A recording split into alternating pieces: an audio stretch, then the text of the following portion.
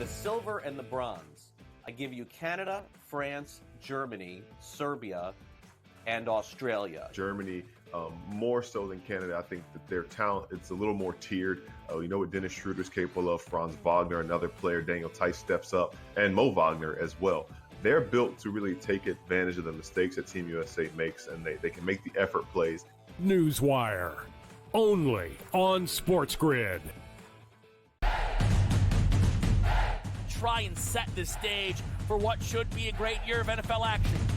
There's a handful of teams that potentially can compete for a Super Bowl championship. Confusion and uncertainty this year more than some in the past. This team looks like it's ready to make a move, but we just don't know if it's bad or good this year. J.J. McCarthy is eventually going to take over, but it's a no-lose situation for them.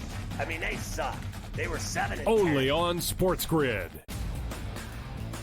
That race for the Cy Young, pretty much as equally compelling and intriguing as the race for the wild card spots in the National League. And also keep in mind, this team doesn't pitch the entire season, so his ERA gets affected much, much more if he has a poor outing than, let's just say, Chris Sale or Zach Wheeler that's been there all season long. This would be a fun one to watch it play out, but the big loser last night were the Phillies and Zach Wheeler. The early line, only on SportsGrid. Hopefully they learned their lesson. Hey, this ain't the NBA, bro. You don't have 6 fouls, and they will check you on this stuff. And Brooks has a reputation coming into this. You can tell the refs are watching them, and they were on him all the time. This was 10, 12 years ago. Canada playing Greece with that type of lead that they had. They probably would have mentally crumbled and lost that game to Greece by 3 or 4 points in the final minute of that ball game. Sports Rage Late Night, only on SportsGrid. Ferrall has taken over. Let's go. It's Ferrall. Coast to coast. Steaks, chicks, stacks. You and I are going to make a lot of money. It's Ferrall. Coast to coast.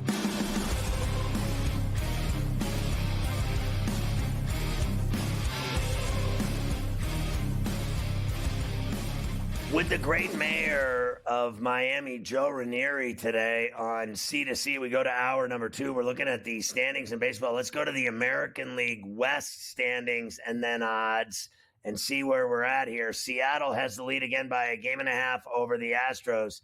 The Rangers aren't dead yet at 5 back. How do you see it shaking out? I thought once the Astros caught them, Joe, that they were going to be on their way, but they fell back. It feels like it's a race of mediocrity here. I do not trust Seattle, Scotty, in any way, shape, or form, although they probably have the best all-around pitching staff. Can't trust the bats. Houston would be my pick, and the only problem I've got with the Rangers now is, are we really Heaney has got to save the day. They've got DeGrom throwing, and now Scherzer's back on EIL. So, that's the problem. Evaldi can't do it all himself. I think they're in trouble, but it wouldn't shock me if it comes down to the final week of the season between Houston and Texas. Yeah, I think, when you look at that division, it's amazing to me. They got Pharrell Arena, Randy Arozarena from Tampa. You look at the West odds right now, and it's still Seattle minus $1.25, Astros plus 115. I like that payout for the Astros. I still think the Astros, top to bottom, they got Kikuchi, top to bottom. I still think they have more talent on both offensively, defensively, and pitching when it's all said and done than Seattle does. But I won't deny I'm surprised that Seattle has hung this long. Let's look at the National League West standings now and the odds in the National League West. We'll start with the standings. Dodgers by 5 over the Diamondbacks and Padres, both 5 back. Like I said earlier, the Diamondbacks have been playing phenomenal baseball, but so have the Padres. And the Padres shored up that bullpen and made it really tough, that bullpen, at the deadline. Did you like the moves that Preller made, and do you believe in the Padres after they basically kicked the Dodgers' ass over the weekend? I'm all about the Padres. I'm all about the Padres and the Diamondbacks, Scotty, if we're being honest here, because I love the way those teams are built from the lineup to the back ends of the bullpen. The biggest question marks in the West, Scotty, that I have are all with the Dodgers. They're not with Arizona, and they're not with the Padres. That's the big question mark in the room. Are they good, the Dodgers? Sure, they've got the best talent, but when is Mookie Betts coming back here? Knock on wood, everything worked out with Freddie Freeman's son, or is at least working out at this point. He joined the team again, but I don't trust that pitching staff in the bottom of the order. So to me, I think they're beatable, and I think Arizona and the Padres are built to beat the Dodgers when it matters most. Wow, how about Brazil hitting threes from the corner pocket? They're down 42-34 with 4 left in the second. All right, this just into the Spew newsroom. It appears. Oh, do we want to show those West odds real quick? Let's show the West odds. There you go. Dodgers minus a dime. And then look at that, 9-1 Padres, 16-1 Diamondbacks. I might put a shekel on those two just for the fun of it. Thank you. I hate the Dodgers. Exactly. Anyway, it's the Yankees. 5 games. Yeah, it is. 5 games is nothing. The Yankees-Angels game tonight in the Boogie Down Bronx has been canceled. They've already postponed it due to alleged inclement weather that's coming to the 5 boroughs. They're saying it is going to pelt rain tonight and flooding and rain. I did go to the Home Depot today, Joe, based on some flooding issues. We've had the other night we had a storm where we got like 3 inches in an hour, and it was just coming down like nobody's business. And I had some in water. I had water coming in through one of my windows. And I was like, so I went out and got sandbags today and new covers for those said windows. I was at Home Depot, a place you'll rarely find me. I'm not Mr. Fix the House Up. I don't really do anything to help anyone ever. But 34C made me go get window covers and sandbags. So I actually bought sandbags like I'm down by the Mississippi River or something. I'm like putting sandbags out in Hell's Kitchen by the windows. I believe those will also be stolen. My sandbags will be stolen. Someone will steal the sandbag. That's how perverse it is in this city. All right, let's look at tonight's games. We'll start with Arizona and Cleveland. In Cleveland, 6:40. Rodriguez against Don't Call Me Blake Lively. Speaking of hot. Lively was really good on his first outing back off the IL there, Scotty. I was pretty impressed with how he threw the ball, but we got the same type of situation. What are we going to get from Eduardo Rodriguez back for the first time? That's the big question mark. The Guardians have now lost, 3 in a row, which is very unlike them. It feels like this is a spot I want to back the Guardians, but the way these two teams are also hitting, 8 seemed like a little bit of a low number too, so I wouldn't mind an over in this one either. I got to tell you, Arizona wins every night. Cincinnati and Miami tonight in South FLA. Lodolo against Meyer with a total of 8. You see the Reds at minus $1.50 on the money line. On the run line, you know what to do. Yeah, no, I mean, let's all be realistic here. We told you earlier, De La Cruz over 1.5 bases, over a half a steal, and you can thank me in the morning. The Reds, once again, will come to play against Miami. And I believe Miami, Scotty, is the major league worst team against left-handed pitching. So I think we're good here backing the Reds. San Diego and Pittsburgh, Dylan Cease against Falter at PNC at 6:40. And, I'm seeing Pittsburgh as a $1.50 dog. Why is nobody talking about Dylan Cease for a Cy Young? The guy is absolutely balling here, Scotty, and everyone bet against him after he threw the no-hitter, saying, it never works out afterwards. Yeah, well, he was lights out the next start, too. So the Padres, to me, with Dylan Cease, he is an ace, a legit ace. But the Pirates are going to need Bailey Falter to show up here tonight to keep him in this game. So I do like the under in this one here, Scotty. I think runs will be hard to come by. The Giants are on fire right now. Birdsong at DC against Gore in our nation's capital. And San Francisco minus $120. Washington at even money. The total is 9, Joe. Love the Giants in this one. Mackenzie Gore going the wrong way. He's getting crushed every time he throws. He's running out of gas. I love Birdsong. I think this is a kid that's got a bright future. So I got the Giants with the advantage in the starting pitching and the bullpen. I'll go with the Giants here tonight. Rodriguez for the Orioles. Bassett Hound for the Jays in Toronto tonight. Rodriguez 13-4 with a 3.8 ERA. Baltimore's minus $1.50. Toronto plus $1.26. And the total is 8.5. Oh, my goodness. I can't think of anything I trust less than Toronto in any way, shape, or form. I'm also going with the over in this one. Baltimore has scored 6 or more runs in 6 of their last 9 games. I don't think that changes here tonight against Toronto and Bassett. I'm going with the over. All right. Milwaukee and Atlanta in Hot Town. Rhea is pitching for the Brewers at 9-3 against the elder statesman, who's 2-4. Milwaukee's plus $1.15 dogs, and the total is 9.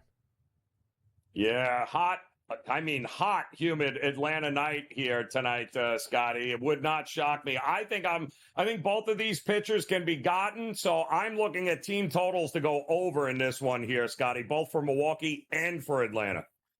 So when we come back, we got a bunch of games to hit. Tampa, St. Louis, Houston, Texas, Twins, Cubs at Wrigley, Boston, Kansas City, Mets, Colorado, White Sox, A's, also Detroit at Seattle, and Philly and the Dodgers again at Chavez Ravine. I told you Kershaw was going tonight. We'll hit the rest of those games. We got a lot going on here. JJ's next from New York.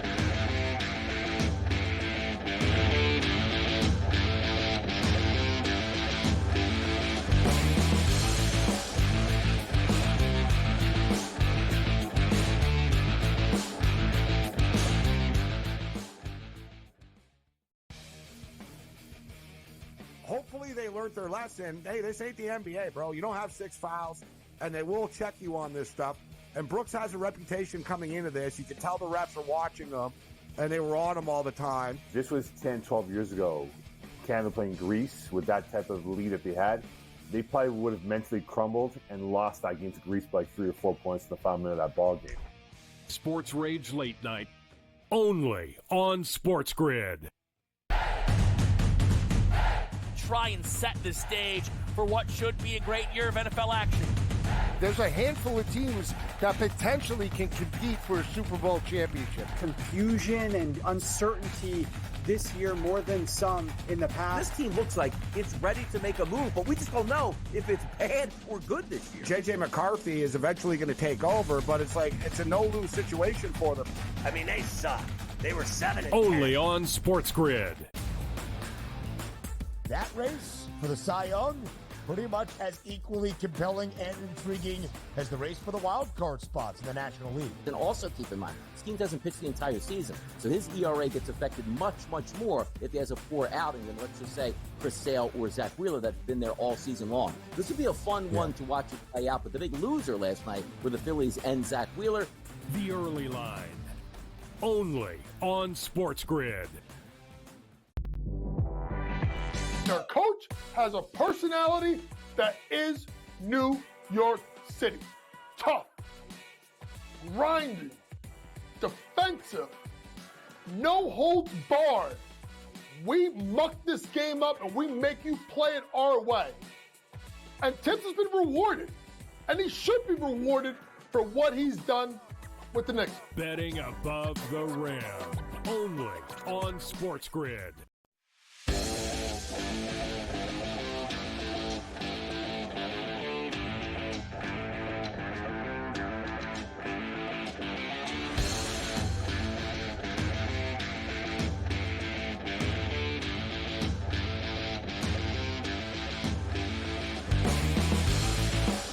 So JJ's back. John Jastrzemski, the great New York show on Ringer, the best podcast in the world. JJ, good to see you as always. I was talking about the Mets earlier on the show and how tough I think they are. I'm a Yankee fan. Like, I go Pirates, Yankees. That's my thing. And I don't like the Mets, but I respect them. I think they're tough. I think they got bats. I think they got some level of pitching.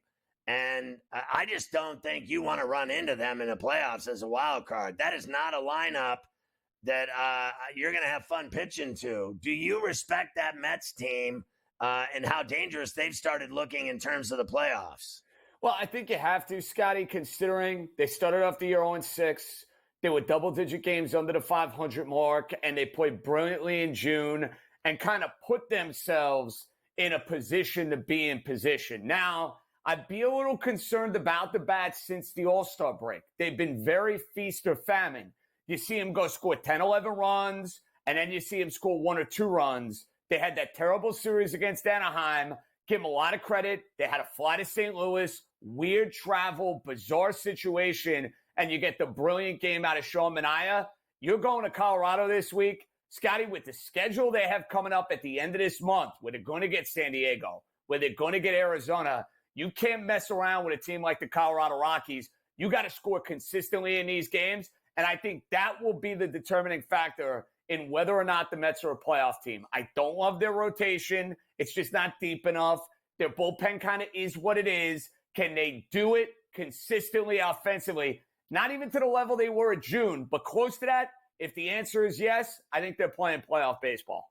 So I'm seeing the Pirates are seeing this Padre team right now, and they're playing great, and they got that bullpen all locked up at the deadline with moves Preller made. We were just talking, Joe Ranieri and I, about how they're 5 out now of the division with the Dodgers. They're creeping, and then they're in the thick of the wild card. That's a dangerous baseball team as well.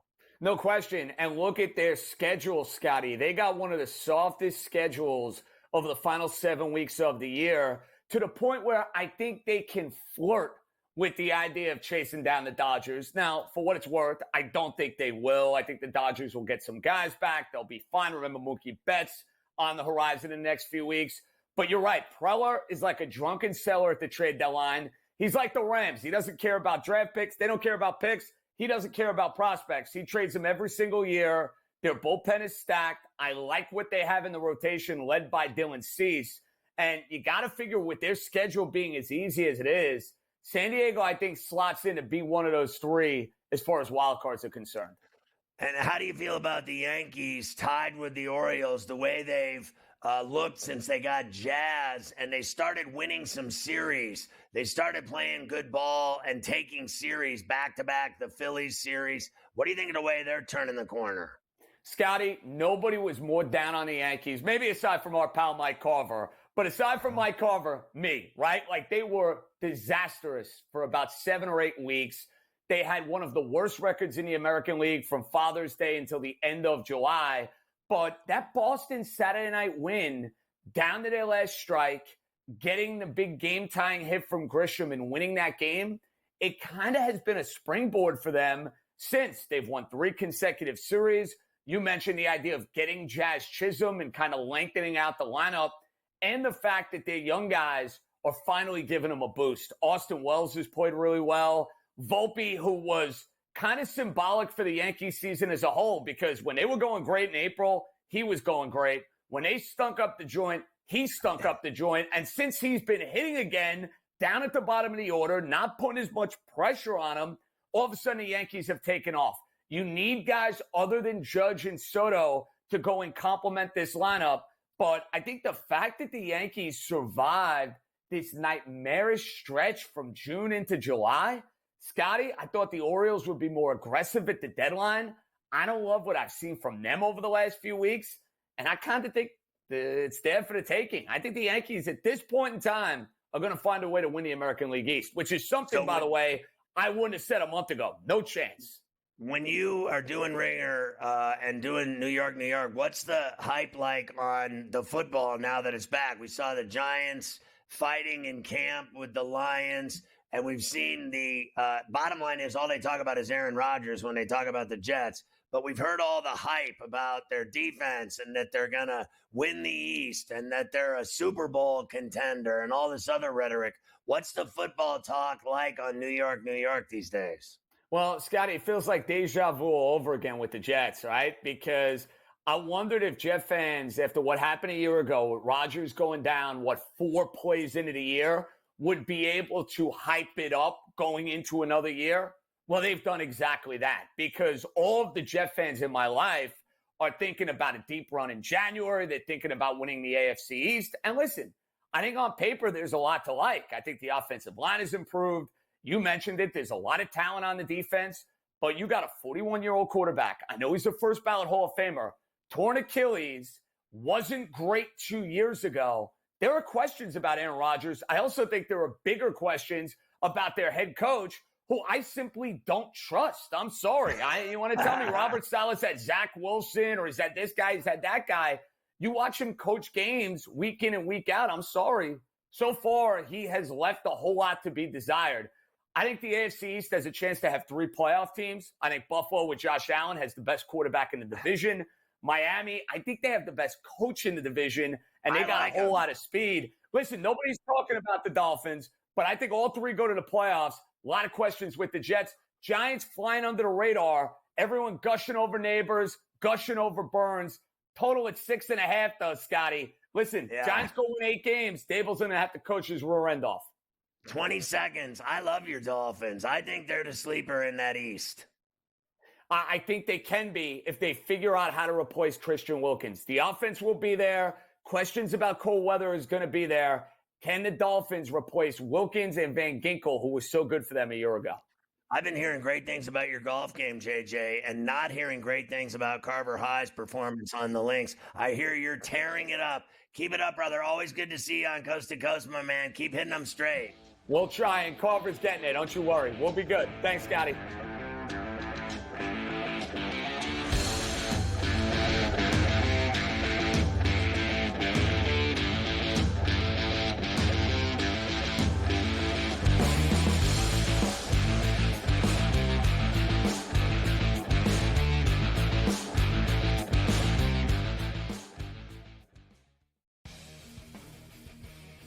Hopefully they learned their lesson. Hey, this ain't the NBA, bro. You don't have 6 fouls, and they will check you on this stuff. And Brooks has a reputation coming into this. You can tell the refs are watching them, and they were on him all the time. This was 10, 12 years ago. Canada playing Greece with that type of lead that they had. They probably would have mentally crumbled and lost that game to Greece by 3 or 4 points in the final minute of that ball game. Sports Rage Late Night, only on SportsGrid. Try and set the stage for what should be a great year of NFL action. There's a handful of teams that potentially can compete for a Super Bowl championship. Confusion and uncertainty this year more than some in the past. This team looks like it's ready to make a move, but we just don't know if it's bad or good this year. J.J. McCarthy is eventually going to take over, but it's like it's a no-lose situation for them. I mean, they suck. They were 7-10. Only on SportsGrid. That race for the Cy Young, pretty much as equally compelling and intriguing as the race for the wild card spots in the National League. And also keep in mind, this team doesn't pitch the entire season, so his ERA gets affected much, much more if he has a poor outing than, let's just say, Chris Sale or Zach Wheeler that's been there all season long. This would be a fun one to watch it play out, but the big loser last night were the Phillies and Zach Wheeler. The early line, only on SportsGrid. Their coach has a personality that is New York City. Tough, grinding, defensive, no holds barred. We muck this game up and we make you play it our way. And Tibbs has been rewarded. And he should be rewarded for what he's done with the Knicks. Betting above the rim, only on SportsGrid.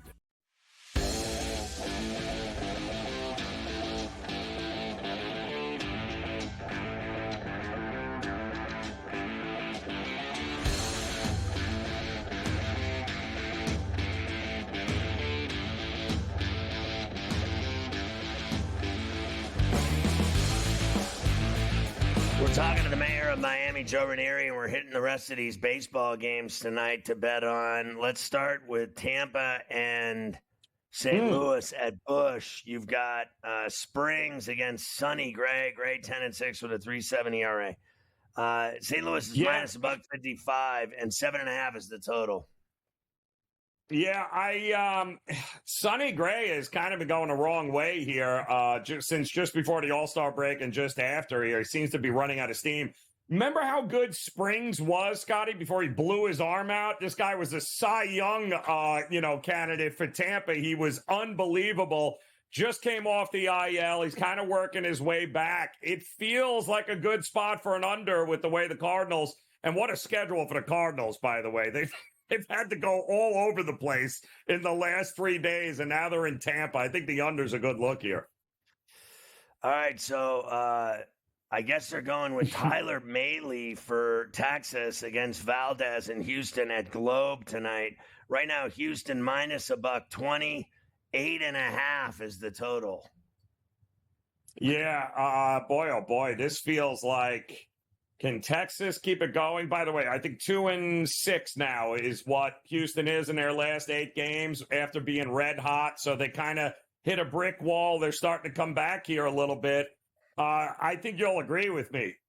Texas needs this win. Like, Texas needs to put its foot down and impose themselves here. I think they can get to them. I definitely think they can get to Framber there. And this is, I think, Tyler Mahle is making his Rangers debut, Scotty. 15 months he's been gone. He hasn't pitched in 15 months. So who knows what we're going to get from him. Feels like an over, though. Let's go to the Twins and Cubs at Wrigley, Lopez and Imanaga. And I'm seeing a pick 'em right now, both ways. Lopez is 10-7, Imanaga 8-2. They've both been brilliant. I'm seeing it as a pick 'em. I like Imanaga over 4.5 strikeouts in this one, Scotty, and I like the Twins to win. And I'll tell you why. This is now the second back-to-back start in which Imanaga has got 4 days of rest. They're pitching him on every 4th day. That doesn't work in Japan, where he came from, Scotty. They don't work that often, that many innings, and that quickly. So it wouldn't shock me if he leaves a few balls over in the middle of the plate here and these hitters are able to get it. So I like Pablo. I like the better team, which is the Twins. Wow. So, and you're thinking some home runs, too. Maybe Lewis will hit one tonight. Boston and Kansas City, a really good one. Bayo and Lugo at the K. This is a great game. Lugo's been unbelievable, 13-5, but Bayo's 10-5, and he's been just as impressive. Kansas City's minus 130, the favorite. Boston plus 110. 8.5 is the total. Seth Lugo has been lights out at home, Scotty. He's got a 2.80 ERA, and I think he will certainly keep the Boston hitters off balance a little bit. I mean, they crushed Singer last night, and then the game got away from the Royals. I think this is a little less scoring early on with these two pitchers. I do like Kansas City in the first 5. I think they can get to Bello quicker than what Boston's going to be able to get to Lugo. How about Vinny P with a long ball tonight to ring the bell? Pasquantino from the left side against Bayo. All right, let's go to the next game. Mets and Colorado at Coors. Severino against Freeland. Sevy's been great. He's minus $1.50 favored. The total's 11.5 in the thin air. Oh, my goodness. Isn't this the spot where we're supposed to take the 1.5 with the home team who has a pitcher on the mound and Kyle Freeland, who, Scotty, I can't understand it. I can't explain it. But Kyle Freeland is a better pitcher at Coors than he is on the road. So I don't get it. But it wouldn't shock me if the Mets win this game but have to do it in epic come-from-behind fashion. I'll take the 1.5 with Colorado. All right, the White Sox and A's at the Ashtray. Stripling for the A's. He's miserable, 2-10, but so is Cannon for the Sox, 1-5. They've lost 21 games in a row. Oakland, minus 227. 8.5 is the total. We ain't catching the fallen knife in any way, shape, or form with the White Sox. So let's go A's. Come on. Let's get it done on the run line. Come on. Yeah, on the run line.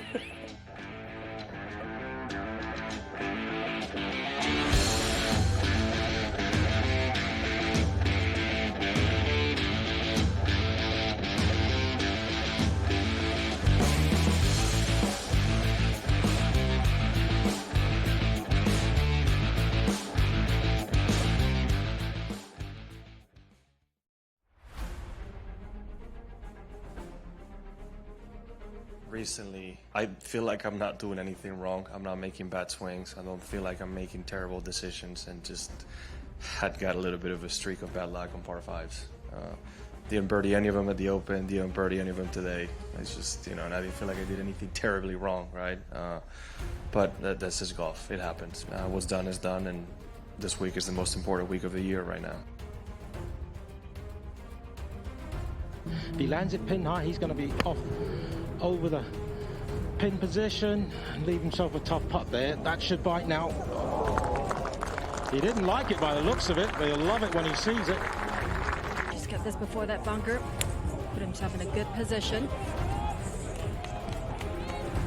Just a tiny little baby fade, ideally placed. To tie the lead at 16.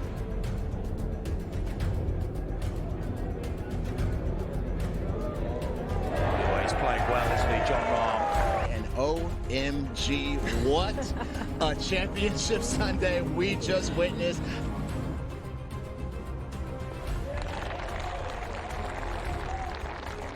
Win, right? Selfishly, you always want to get that done, but you don't want to see a teammate and a good friend missing a putt for that happening for me. The Live Golf League delivers every single event, doesn't it? I mean, what an incredible finish there. You know what, Tyrrell Hatton, I feel for him. He's been playing beautiful golf. In fact, since Miami, he's been the best player in our league based on the strokes gained metric. I'm really happy that I had my first Live Golf win. Now that Kelly and the kids are watching, just knowing that I'm bringing the trophy home for them, it feels good to say that it's coming home.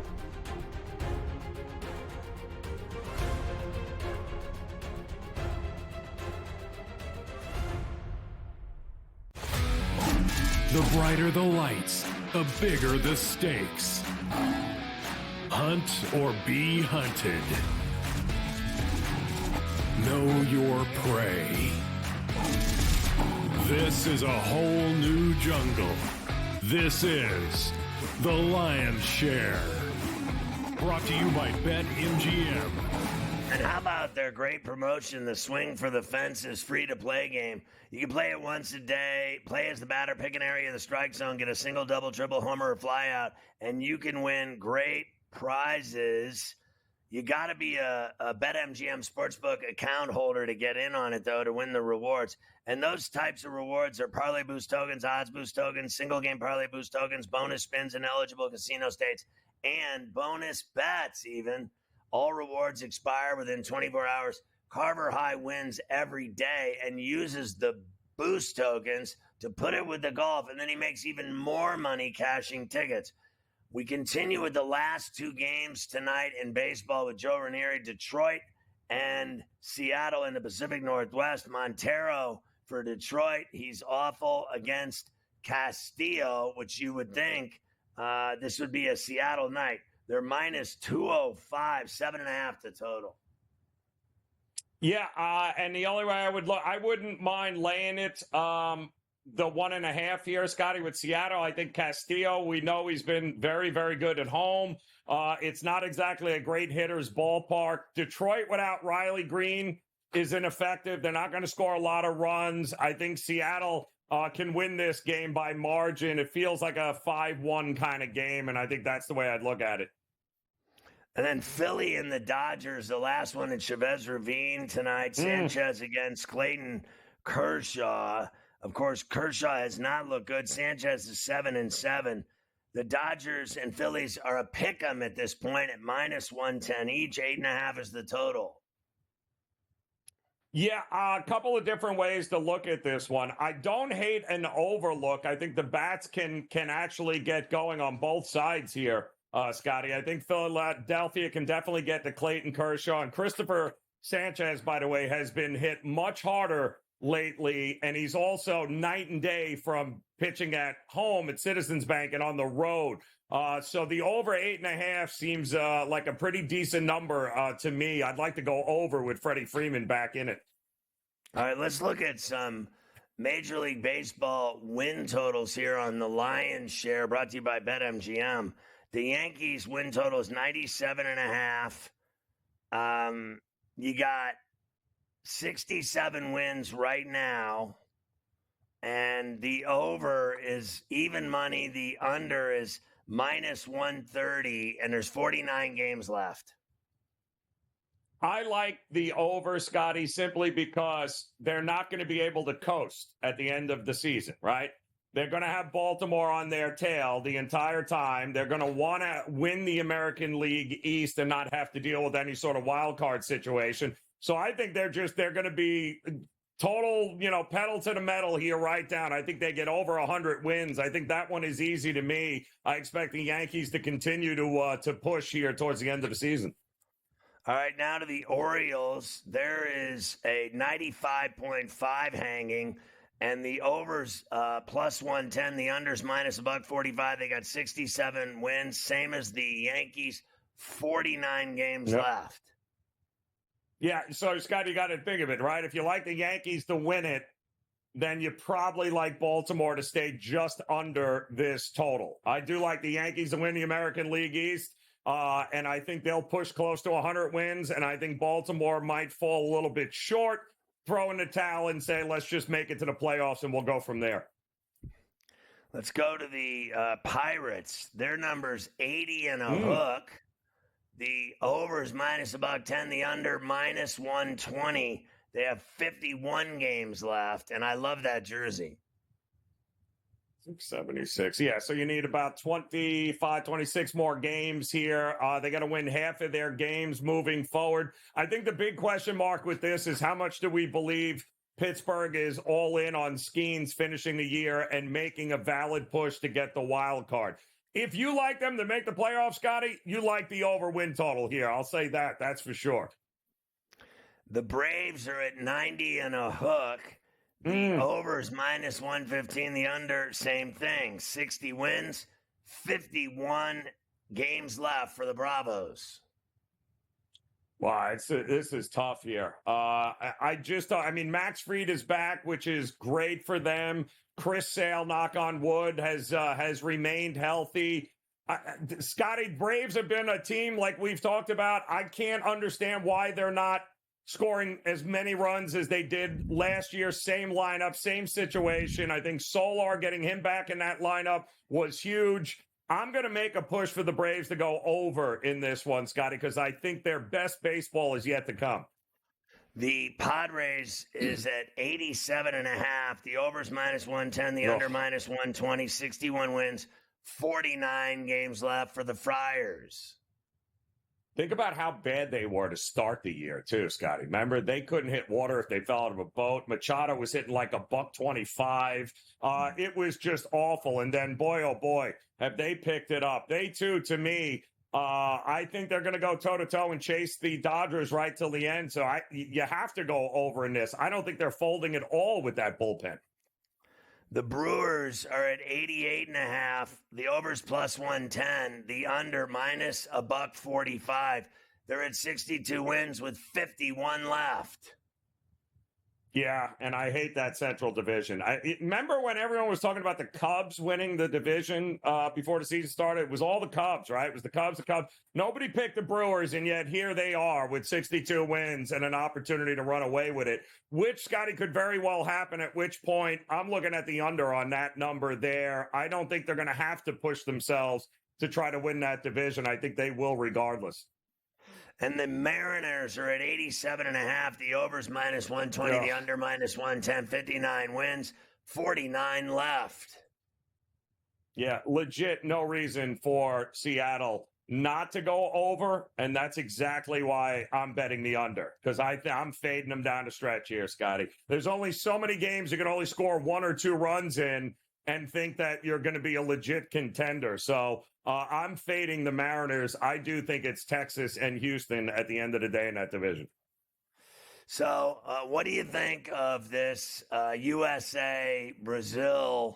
basketball game? It's been really all USA without any difficulty. And the one thing that I'm surprised about in the game, Joe, is that I saw at the half the domination by the U.S. on the glass. And Brazil was allegedly the best rebounding team in the quarters, but the U.S. has been killing them on the glass.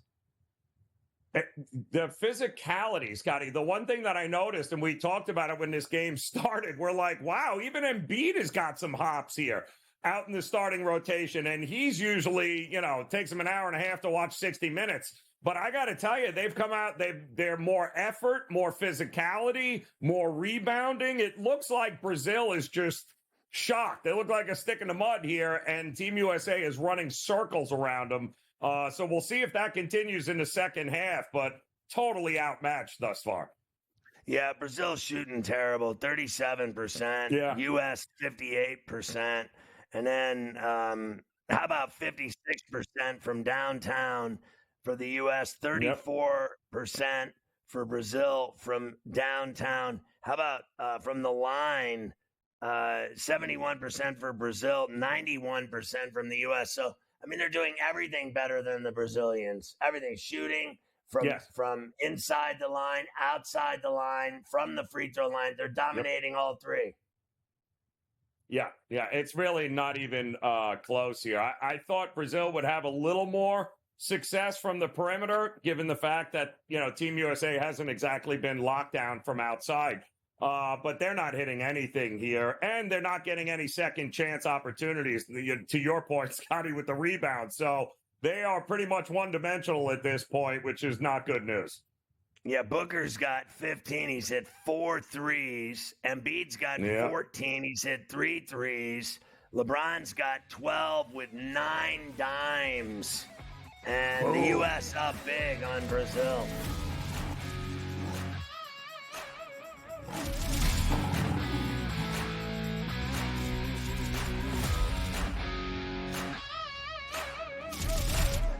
The Lion's Share, presented by BetMGM.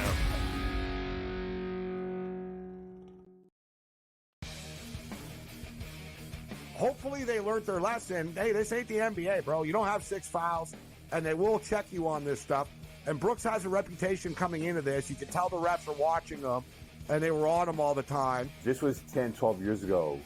Canada playing Greece with that type of lead that they had. They probably would have mentally crumbled and lost that game to Greece by 3 or 4 points in the final minute of that ball game. Sports Rage Late Night, only on SportsGrid. Try and set the stage for what should be a great year of NFL action. There's a handful of teams that potentially can compete for a Super Bowl championship. Confusion and uncertainty this year more than some in the past. This team looks like it's ready to make a move, but we just don't know if it's bad or good this year. J.J. McCarthy is eventually going to take over, but it's a no-lose situation for them. I mean, they suck. They were 7-10. Only on SportsGrid.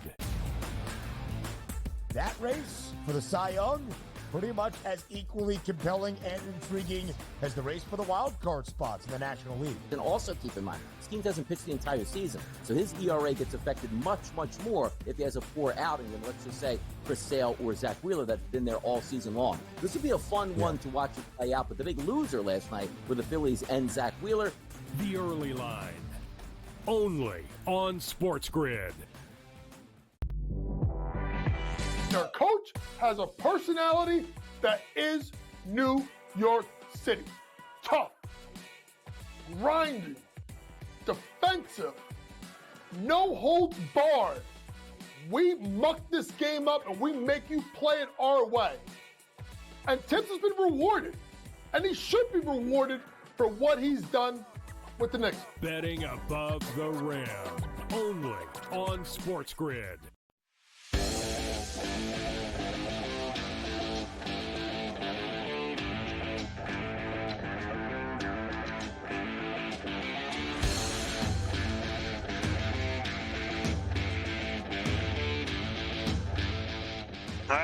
we shift gears and talk a little pain day NFL football now from camp. So the Lions and Giants got in some training camp joint practice brawls again today. It happened yesterday. It happened again today. Rookie Malik Neighbors was in the middle of it today. Brian Burns, who they got from the Panthers in the offseason, would rather that his quarterback, Daniel Jones, wasn't involved in these brawls on the field, but he was. Here's Burns. I know you're on the other field, but what do you think or when you hear that, your quarterback was in the middle of one of those scuffles? Oh, Lord. Daniel got jiggy with it. Daniel was out there with it? Yeah. I'm going to need him to back up. Yeah, I'm going to need him to back up. Let his O-line handle that. But, Daniel, he's a competitor, man. He's a fighter, so I don't expect nothing less from him, but I don't need him in that. I don't need him to get hit. Yeah, I need to keep him healthy. I love getting jiggy with it. That's great. He's got a point, though, Scotty, doesn't he? Like, listen, Danny Dimes, we appreciate the effort, but, like, Glass Joe, sit this one out, man. Let everyone else get involved. Do you think he stinks? Scotty, the problem is I think in the right system with the right players, he can be successful. I think he's a smart quarterback. I think he's more athletic than everybody gives him credit to. But, he's also been set up to fail since he got to the Giants. Has he not? That's the problem. Yeah, I'm not going to argue with that. I wouldn't argue with it. So that's the problem with that. All right, let's hear he is a Duke quarterback. That is true. Matt Judon explains why he's back on the field for the Pats, even without a deal. No, I got to play. I ain't say nothing about practice, but I gotta go out there and play. I gotta play the game. I gotta do what I'm contracted and obligated to do, so I don't lose no money. Listen, I love the honesty. He's their best player, though, so I think they're messing with the wrong dude. Like, I don't understand how It boggles my mind how star players on team, like the best player on a team, and you mess with him. Like, just give the guy his money. It's like messing with Wirfs. You knew they had to pay him, and yet they're still sitting there messing with him. I think the Niners have messed with Ayuk. And, I mean, that thing's still hot and bothered today in terms of a trade. I hear the Steelers are back in on it after yesterday they said they were out.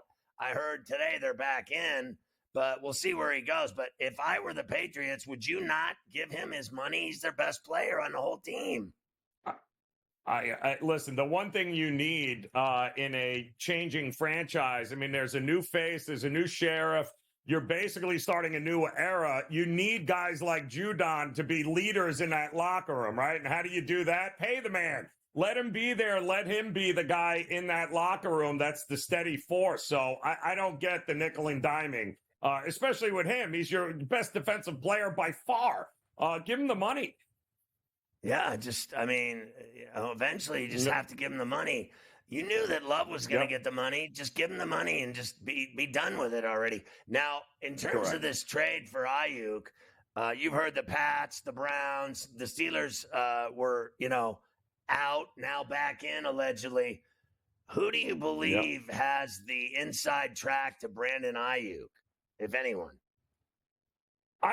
It feels like this is a big game of, cat and mouse here. Like, what? So 49ers, you really going to let him walk? Is that what you're going to do here? Giving him permission to go talk to teams? Maybe the 49ers are hoping the talks don't go anywhere and nobody else is going to be willing to give him the money, at which point, Scotty, I still think there's a good chance he remains with the 49ers. Or though the Steelers re-engaging with possible trade talks is very interesting to me. We thought they were out. No, they're right back in it, which means they could very well land Ayuk. And how good would that be for Fields or Russell Wilson? That would be huge. And for me, because I'm finally going to go to some Steeler games this year in my season tickets, I would love to see Brandon Ayuk on the Steelers. I think the Steelers are going to be better than anybody thinks they are. I think their win total was at what was it? 8.5, right? Like that they could go And if this guy could win 9 again, Tomlin, he's never had a losing season. I think they're tough. They got the 2 quarterbacks. I think they have it all. Yep. Their problem was up front. They've shored that up. I thought they did that last year in the draft, again this year. So I think their defense is tough. Patrick Queen, I got to be honest with you. If they got Ayuk, they would be serious, man. Here's Robert Pickens Saleh, and Ayuk. the Jets coach. Can you imagine the Jets coach talking about he's focused on who's at camp, not Hassan Reddick. When you made the trade, the organization made the trade, did you ever think that you'd be sitting here 2 weeks into camp and Reddick wouldn't be on the practice field? I guess it doesn't matter what I thought at the time, but reality is he's not here. But there are, like I said, a bunch of guys who are working their tails off, and Will McDonald, like I said, is getting a lot of reps that he otherwise wouldn't have gotten, and for it, he's been improving it every day. For you as a coaching staff, not having that hands-on time with him, will that make it harder if it does linger on to kind of prepare for week 1? And how do you accept that challenge or manage that? We always, there's players come and go all the time in our, unfortunately, you're always having to make adjustments on the fly. But I'll say it again. It's not the easiest position, but the last position that I'm worried about getting caught up to speed. I mean, honestly, Joe, Hassan Reddick will start the minute he's on that football field. It's the most Jets thing in the world. You trade for this guy, and what was your plan? To make sure when you were in camp, you were still negotiating with him? Like, what are you doing? You knew he wasn't going to play unless you gave him a new deal, so yes, the minute he gets his deal, he will be inserted no matter what week it is. Unreal. Yeah, I mean, honestly. All right, so we got a lot more to talk about in terms of the NFL. We've got odds for the most sacks. We'll talk about Jalen Daniels. We'll hear from Jim Harbaugh. We got a lot more football, believe me you. I mean, it is never ending as we keep rocking on a Tuesday.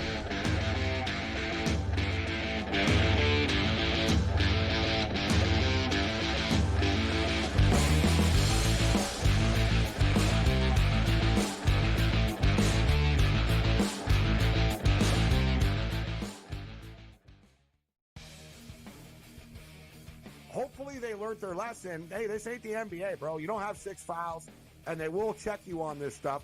And Brooks has a reputation coming into this. You can tell the refs are watching them, and they were on him all the time. This was 10, 12 years ago. Canada playing Greece with that type of lead that they had. They probably would have mentally crumbled and lost that game to Greece by 3 or 4 points in the final minute of that ball game. Sports Rage Late Night, only on SportsGrid. Try and set the stage for what should be a great year of NFL action. There's a handful of teams that potentially can compete for a Super Bowl championship. Confusion and uncertainty this year more than some in the past. This team looks like it's ready to make a move, but we just don't know if it's bad or good this year. J.J. McCarthy is eventually going to take over, but it's a no-lose situation for them. I mean, they suck. They were 7-10. Only on SportsGrid. That race for the Cy Young, pretty much as equally compelling and intriguing as the race for the wild card spots in the National League. And also keep in mind, this team doesn't pitch the entire season, so his ERA gets affected much, much more if he has a poor outing than, let's just say, Chris Sale or Zach Wheeler that's been there all season long. This would be a fun one to watch it play out, but the big loser last night were the Phillies and Zach Wheeler. The early line, only on SportsGrid. Their coach has a personality that is New York City. Tough, grinding, defensive, no holds barred. We muck this game up and we make you play it our way. And Tibbs has been rewarded. And he should be rewarded for what he's done with the Knicks. Betting above the rim, only on SportsGrid.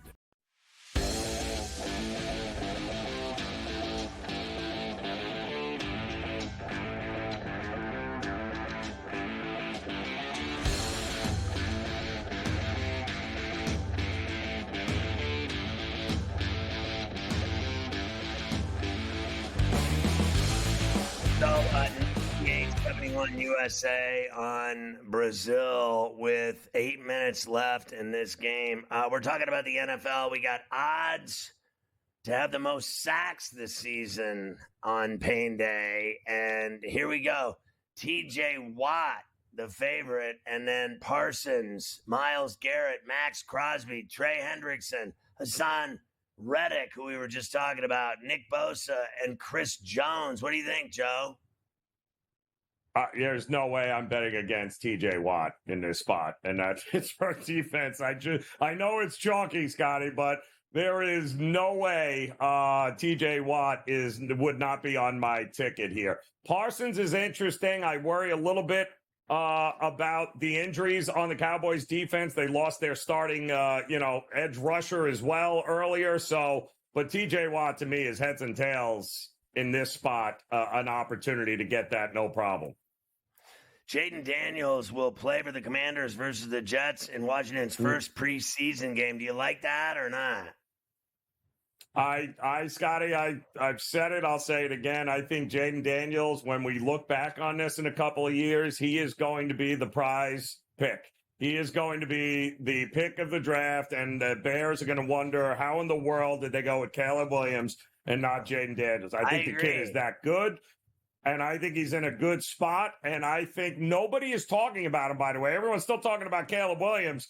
I think just like the Houston quarterback last year, nobody remembered him. Right. Yeah, but they can't forget him now, and I think that's Jaden Daniels this year. Yeah, I thought Stroud was the best quarterback in that draft, and I think I agree with you on Jaden Daniels, to be honest with you. I'll believe it when I see it with the Bears and all their grandiose predictions as well.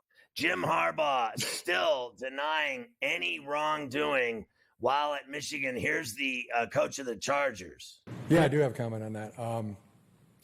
Never lie, never cheat, never steal. I was raised with that lesson. I have raised my family on that lesson. I have preached that lesson to the teams that I've coached. No one's perfect. If you stumble, you apologize, and you make it right.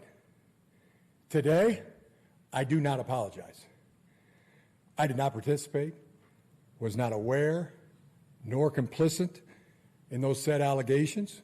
So for me, it's back to work and attacking with an enthusiasm unknown to mankind. Listen to this guy. I love it. Having a great day, Coach. The only thing he left out is, and why the hell do you guys think I'm back in the NFL? It's the whole reason I'm here, guys. I didn't know anything, but I ain't gonna sit there and take heat for it. So you gotta love Harbaugh, man. I didn't know anything about it. Sure you didn't, Jim. Sure you did. Do you think that Sharon Moore gets suspended for a bunch of games? They're going to have to make an example of somebody, and he's untouchable now. So whoever, you know exactly what's going to happen here. They're going to make an example, but unfortunately, they're going to be like, oh, well, you can't come back and coach in college. Yeah, okay, I'm good. I'm here in the NFL. I'm good. Won't be back there anytime soon.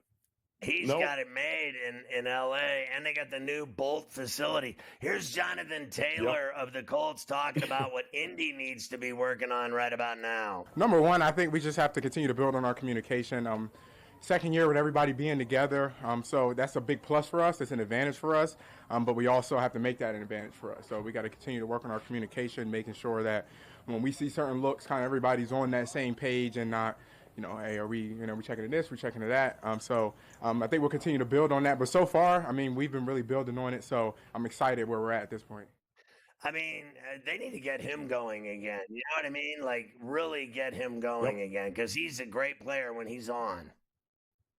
Yep. And there was too much of that contract dispute, everything else going on last year. And it was unfortunate, but if you can keep Richardson healthy and give him a solid running game, I think they're in good shape here. Love the way that team is coached too, Scotty. Love it. Christian McCaffrey's going to be, missing several weeks of practice due to a calf strain. So he's going to take off the remainder of camp, which is a drag anyway. Nice little vacation for Christian here at the end of camp. Yeah, I wouldn't want to see him till like week 7. Like, take your time. We'll see you in week 7, and we're good to go here, Christian. Take your time. We'll hear from Nick Sirianni next, and more NFL Skinny on C2C.